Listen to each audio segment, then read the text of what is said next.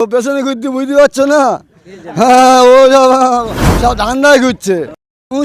ওর প্রতি আলাদা আলাদা ছেলে ঘুরছে, ওর কি করবে না করবে ফাঁকে ফাঁকে পারি যতই গাড়ি থেকে থাকে না কেন, ও সাইনি তো, ওই সাইনি বের কর ছেড়ে দেবে। ওই গাড়ির থেকে লোক বের করলো, ওর জন্য লোকে সব ছকে রয়েছে সব সব জায়গায়। কিন্তু ও ভোটে জিতবে এখানে আল্লাহ ও পেছনে ঘুরতে বুঝতে পারছো না? হ্যাঁ, ও সব ধান্দায় ঘুরছে, ধান্দায় ঘুরছে। কি বলবেন এই যে সায়নী ভাঙড়ে দাঁড় করানো হয়েছে, আর ভাঙড়ে ইয়ং ছেলে বেশি, যাদবপুরে সায়নীকে দাঁড় করানো হয়েছে, জিতবে বলে আশা করছেন?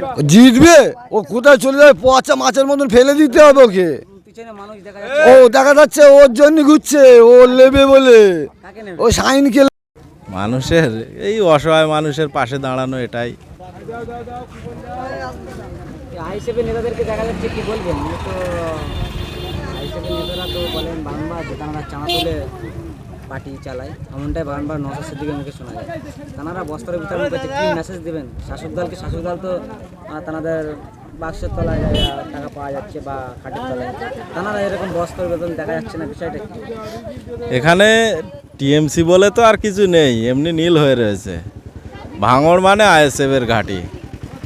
এই দুস্থ মানুষের পাশে সবসময় আমরা চাঁদা তুলবো, আমরাও কিছু কিছু সময় মানুষের পাশে দাঁড়াই পার্বণের সময়, এটাই।